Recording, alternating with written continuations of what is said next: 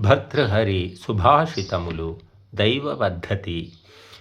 నేతాయస్య బృహస్పతిః ప్రహరణం వజ్రం సురాః సైనికాః స్వర్గో దుర్గమనుగ్రహః ఖలు హరేరైరావణో వారణః ఇత్యాశ్చర్యబలాన్వితోऽపి బలభిద్భగ్నః పరైః సంగరే తద్వ్యక్తం నను దైవమేవ శరణం ధిక్ ధిక్ వృధా పౌరుషం.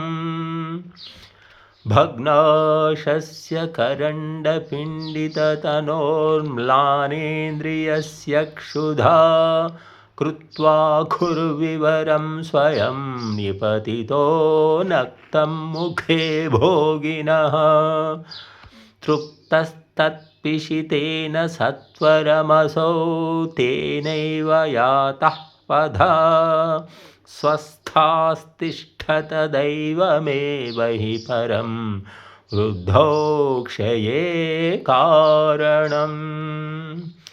यथा कन्दुकपातेन उत्पतत्यार्यः पतन्नपि तथा त्वनार्यः पतति मृत्पिण्डपतनं यथा. खर्वाटो दिवसेश्वरस्य किरणैः सन्ताडितो मस्तके वाञ्छन् देशमनातपं विधिवशात् तालस्य मूलं गतः तत्राप्यस्य महाफलेन पतता भग्नं सशब्दं शिरः प्रायो गच्छति यत्र दैवहतकः तत्रैव यान्त्यापदः. गजभुजङ्गविहङ्गमवन्धनं शशिदिवाकरयोर्ग्रहपीडनं मतिमताञ्च विलोक्य दरिद्रता विधिरहो बलवानिति मे मतिः. सृजति तावदशेषगुणाकरं पुरुषरत्नमलङ्करणं भुवः तदपि तत्क्षणभङ्गि करोति चेत् अहः कष्टमपण्डितता विधेः.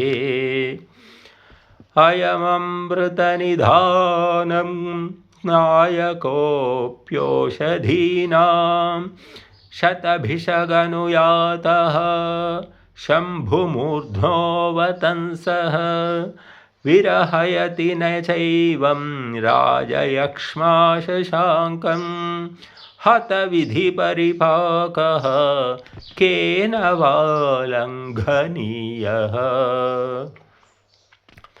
प्रियसखविपद्दण्डाघातप्रपातपरम्परा परिचयबले चिन्ताचक्रे निधाय विधिः खलः मृदमिव बलात् पिण्डीकृत्य प्रगल्भकुलालवत् भ्रमयति मनो नो जानीमः किमत्र विधास्यति.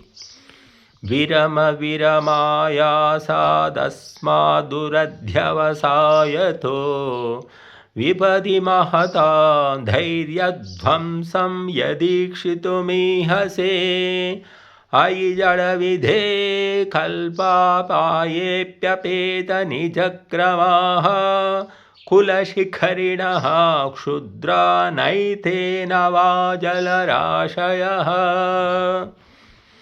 दैवेन प्रभुना स्वयं जगति यद्यस्य प्रमाणीकृतं तत्तत्स्योपनमेन्मनागपि महान्नैवाश्रयः कारणं. सर्वाशापरिपूरके जलधरे वर्षत्यपि प्रत्यहं सूक्ष्मा एव पतन्ति चातकमुखे द्वित्राः पयोबिन्दवः।